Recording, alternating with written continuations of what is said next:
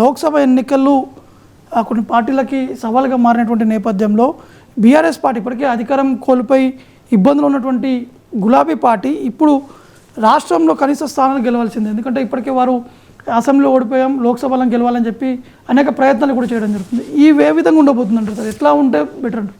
అంటే బీఆర్ఎస్ పరిస్థితి ఎట్లా ఉంటే బెటర్ అంటాను. నేను బీఆర్ఎస్కి పొలిటికల్ అడ్వైజర్ కాదు, అది నా పని కాదు. రాజకీయాలు విశ్లేషిస్తాను తప్ప సలహాలు రావడం కాదు కదా. సో కానీ ఫండమెంటల్ పాయింట్ బీఆర్ఎస్కి ఏంటి అంటే, ఇప్పుడు మీరు అన్నట్లు ప్రధాన ప్రతిపక్ష హోదా నిలబెట్టుకోలేకపోతే బీఆర్ఎస్కు సివియర్ ఛాలెంజెస్ తప్పవు. అంటే అట్లీస్ట్ కొంత ఓటింగ్ తగ్గినా number of seats and number of votes ఈ రెండిట్లో కూడా బీజేపీ కన్నా బెటర్ పర్ఫార్మెన్స్ బీఆర్ఎస్ చేయాలి. Number of seats and number of votes రెండిట్లో చేయాలి. ఇది చాలా very big challenge. Number of seats చేయడం అనేది చాలా పెద్ద ఛాలెంజ్.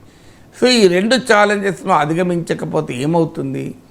ఆటోమేటిక్గా బీఆర్ఎస్ ఇప్పటికే కాంగ్రెస్ వైపు వెళ్తున్నారు. ఇంకా ఎక్కువ మంది కాంగ్రెస్ వైపు బీజేపీ వైపు వెళ్తారు.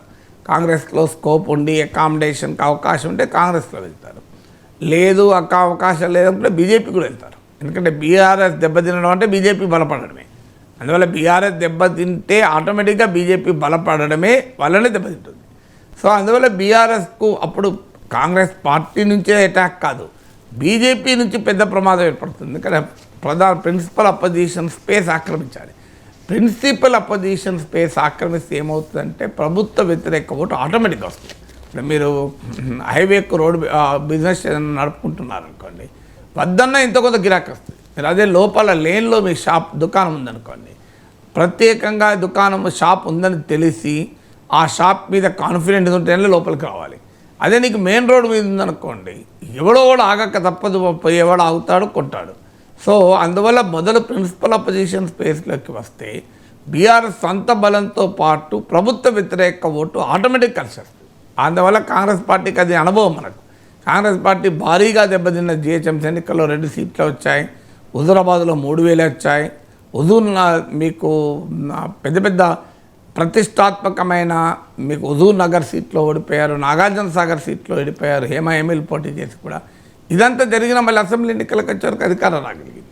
అందువల్ల ఆ ప్రిన్సిపల్ అపోజిషన్ స్పేస్ కనుక కాపాడుకుంటే మళ్ళీ అవకాశాలు వచ్చినప్పుడు చిగురిస్తుంది రాజకీయాలు ఏంటంటే ప్రాణం అంటూ ఉంటే ఆ మొక్కలో ఎప్పుడో ఒకసారి మళ్ళీ వాతావరణ పరిస్థితులు అనుకూలిస్తాయి, మళ్ళీ చిగురించడం మొదలు పెడుతుంది. సో కానీ బీఆర్ఎస్ ఆ ప్రిన్సిపల్ అపోజిషన్ స్పేస్ నుంచి వెకేట్ అయితే మాత్రం చాలా పెద్ద ఛాలెంజ్ అవుతుంది. ఇది గమనించింది కనుకనే బీఆర్ఎస్ నాయకత్వం రంగంలో దిగింది. ఇప్పుడు కేసీఆర్ సభల మీద సభలు పెడుతున్నాడు. కేసీఆర్ కనుక బీఆర్ఎస్ డిక్లైన్ను అరెస్ట్ చేయగలిగితే బీఆర్ఎస్ నిలబడుతుంది. ఇప్పుడు పెద్ద ప్రయత్నం అదే. బీఆర్ఎస్ నుంచి గణనీయంగా ఓటింగు పక్క పార్టీలకు షిఫ్ట్ అవుతుంది. అందులో బీజేపీకే కాదు కాంగ్రెస్ కూడా షిఫ్ట్ అవుతుంది.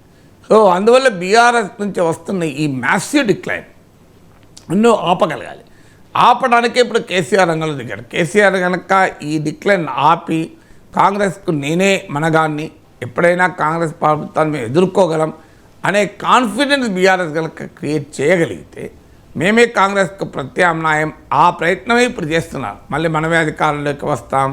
సో ఇదేదో తాత్కాలికంగా పవర్ వచ్చింది, ఎక్కువ కాలం ఉండదు, ప్రజలు మన వైపే చూస్తున్నారు, రైతులు కాంగ్రెస్కు వ్యతిరేకమయ్యారు. ఇవన్నీ రోజు ఎందుకు బీఆర్ఎస్ మాట్లాడుతుందంటే తమ శ్రేణుల్ని కాపాడుకోవటానికి ఒక ఎత్తుగడగా చేస్తుంది.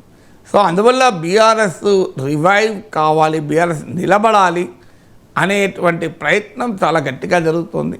అది ఎంత మేరకు సఫలీకృతమవుతుంది అన్నది రాష్ట్ర రాజకీయాల ముఖ చిత్రాన్ని ప్రభావితం చేస్తుంది.